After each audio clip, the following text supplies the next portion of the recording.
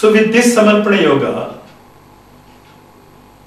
Pujya Gurudev's Guru, Dada Gurudev, gave him 3 specific objectives and guidelines.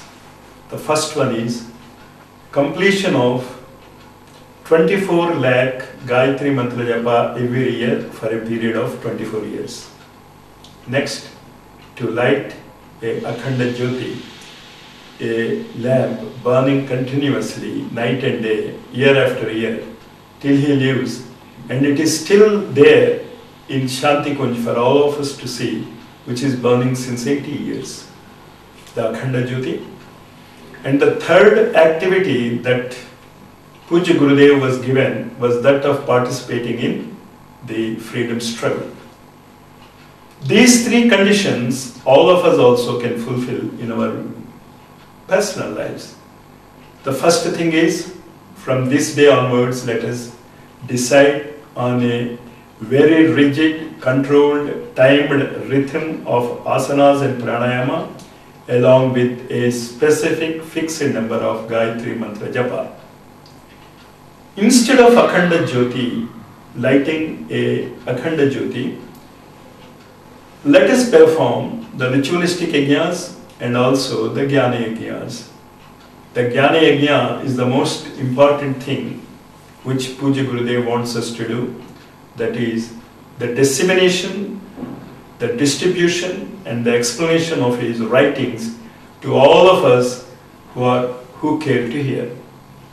And thirdly, and the most important thing is to take our family life, our personal life and social life not as a responsibility, as a burden on us, but as an offering to our Gurudev. Because in our family and in our relationships, we will contact the required people, the selected people, the lucky people who are going to get this knowledge, this message of Pujya Gurudev. As Gurudev was practicing all these 3, Japa of Gayatri, the practice of Yajna as an eternal light, and his role as a Swayam Sevak, volunteer in the freedom struggle, he was influenced by Gandhiji, because Gandhiji at that time was known as a miracle worker, a great yogi with great powers. So he went to Gandhiji's ashram in Sabarmati and wanted to know the tricks, the yogic tricks, the powers, the siddhis. And there he was told by Gandhiji the real secret of siddhis. He was told that miracles are for children. The real miracle is to become a yogi, and a yogi is one who works whether small or a big thing. Whatever is his work, a small work or a big work, he should do it with dedication, with great enthusiasm, and he should like it. And most important of all is that he should be responsible for what he does. So this feeling of responsibility and enthusiastic work is the secret of spiritual work. In our daily life, whether we are washing cups, washing dishes, or being a president of a country, we should feel these 3 most important aspects of yogic way of doing things.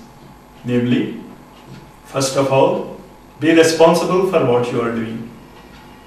Number 2, you like and be enthusiastic of what you are doing. And most of all, do it in a dedicated sphere, dedicated work offered to our Guru. You are not working for the family, for the country or for anybody, but you are working for your Guru. With these aspects, as Pujya Gurudev started his early career as a sadhaka, he was called 4 times to Himalayas. This call of Himalayas is not exactly the physical expedition on Mount Himalayas. It is escalating or the expedition of our inner mountains, the greater heights of consciousness. In the first Himalaya expedition, Gurudev says that he was taught 3 things. First is, can he live alone?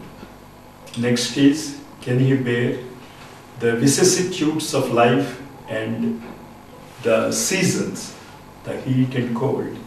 And thirdly, and the most important of all, is how he is supposed to work with his colleagues, especially with cruel animals.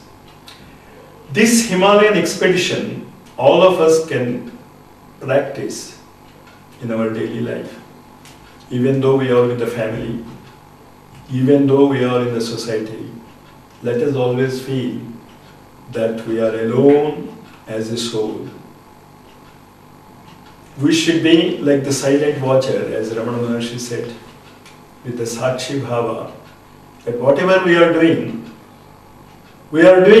just because it is our duty, it is our responsibility given by the evolutionary powers, by our gurus, and we have nothing to gain out of it or to lose out of it. So this spirit of being alone in the world is to be practiced. And the second point, whether you like it or not, sometimes we succeed, sometimes we fail.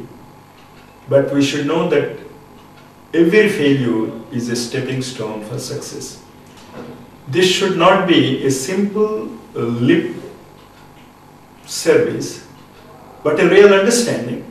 Because when we go into the scientific aspects of any life or any goal, especially, for example, the scientists who are working and searching for the medicine for cancer are experimenting for many years, and they are failing. But each experiment that fails leads them nearer and nearer to the goal. So this equanimity, whether you succeed or lose, must be our spirit. And thirdly, being friendly with the animals, cruel animals. That is what Gurudev says he learnt in his first Himalayan yatra. Here also in our daily life we find many people obstructing our path, hindering our activities, hating us, belittling us, and the most important thing is we should be friendly with them. Just as Gurudev learned to be friendly with cruel animals, we should learn to be friendly with all, whether they do good to us or harm us. So this is the first Himalayan goal, the great heights to which we reach, which we should reach. First is, be alone, though in the world. Second is, be equanimity. And the third is, love all. With this practice of the first Himalayan altitudes, Gurudev goes for the second Himalayan expedition. In the second Himalayan expedition, he was introduced to the great masters of the world.